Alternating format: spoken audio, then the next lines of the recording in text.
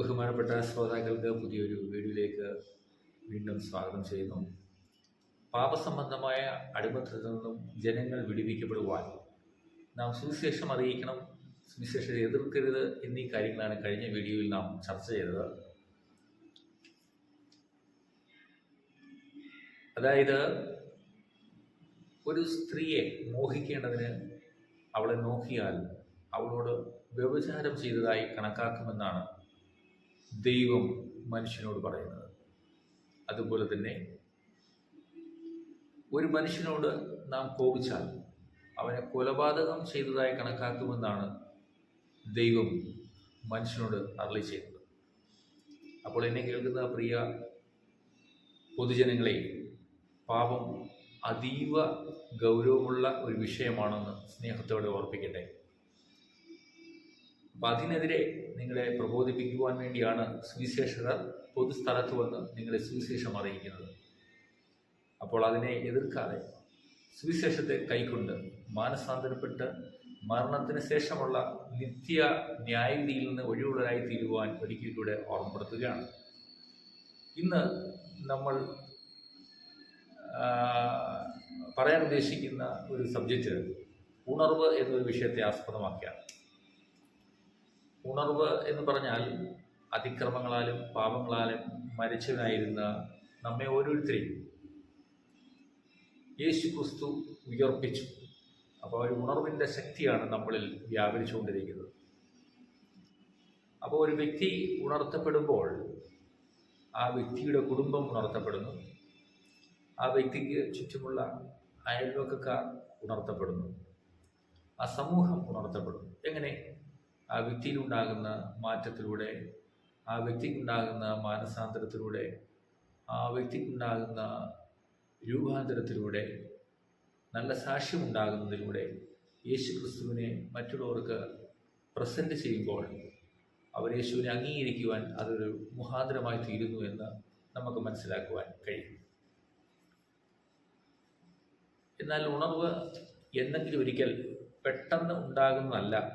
അങ്ങനെ പറഞ്ഞു കേൾക്കുന്നത് സാധാരണ ദൈവത്തിൻ്റെ വേലക്കാർ പറയുന്നത് ഞാൻ കേൾക്കാറുണ്ട്.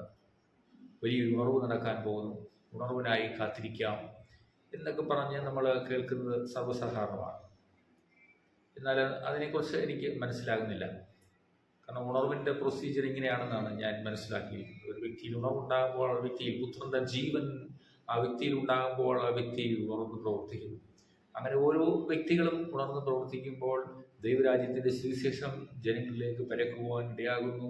അങ്ങനെ ജനങ്ങൾ മാനസാന്തരപ്പെടുവാൻ ഇടയാകുന്നു എന്നാണ് ഞാൻ മനസ്സിലാക്കി വെച്ചിട്ടുള്ളത്. പ്രിയപ്പെട്ടവരെ,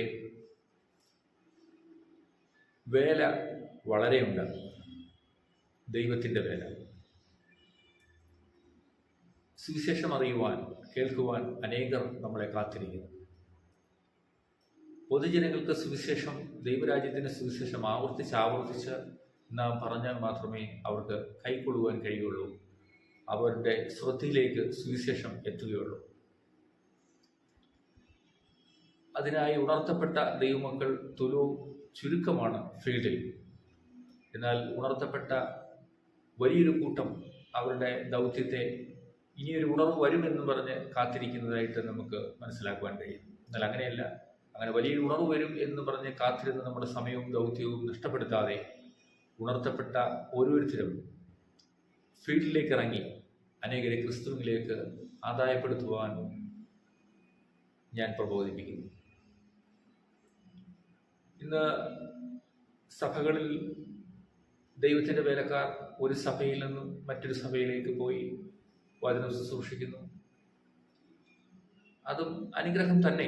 എന്നാൽ അതിലേറെ പ്രാധാന്യം നൽകേണ്ടത് കേരളത്തിലുള്ള ജനങ്ങളുടെ ഇടയിലേക്ക് നാം ഇറങ്ങിച്ചെല്ലുക എന്നുള്ളതാണ് ഏറ്റവും പ്രധാനപ്പെട്ട കാര്യം. കാരണം ദൈവത്തെ അറിയാത്ത പാപികൾ, അതിക്രമങ്ങളാലും മരിച്ചവർ, പാപത്താൽ നിറയപ്പെട്ട മനുഷ്യർ നമുക്ക് ചുറ്റും ഉണ്ട്. അവരെ നിത്യന്യായവിധിയിൽ നിന്നും വിടുവിക്കുവാൻ നാം ഓരോരുത്തരും പ്രതിജ്ഞാബദ്ധമാണ്. ആയതിനാൽ യേശുവും ശിഷ്യന്മാരും ചെയ്തതുപോലെ പട്ടണങ്ങളും ഗ്രാമങ്ങളും മാറി മാറി നടന്ന് യേശുവിനെ പ്രസംഗിക്കുവാൻ, ദൈവരാജ്യത്തിൻ്റെ പ്രസംഗം, സുവിശേഷം അവർക്ക് പ്രസന്റ് ചെയ്യുവാൻ നമ്മെ ഓരോരുത്തരെയും സർവശക്തനായ ദൈവം ഉപയോഗിക്കട്ടെ എന്ന് ആഹ്വാനം ചെയ്തുകൊണ്ട് ഇന്നത്തെ ഈ ചെറിയ വീഡിയോ ഇവിടെ വൈൻഡപ്പ് ചെയ്യുകയാണ്. ദയവായി ഈ സന്ദേശം ഈ യൂട്യൂബ് ചാനൽ സബ്സ്ക്രൈബ് ചെയ്യാനും ഷെയർ ചെയ്ത് ഈ ഇൻഫർമേഷൻ മറ്റുള്ളവരിൽ എത്തിക്കുവാനും സ്നേഹത്തോടെ ഓർമ്മപ്പെടുത്തുന്നു. Thank you so much. God bless you.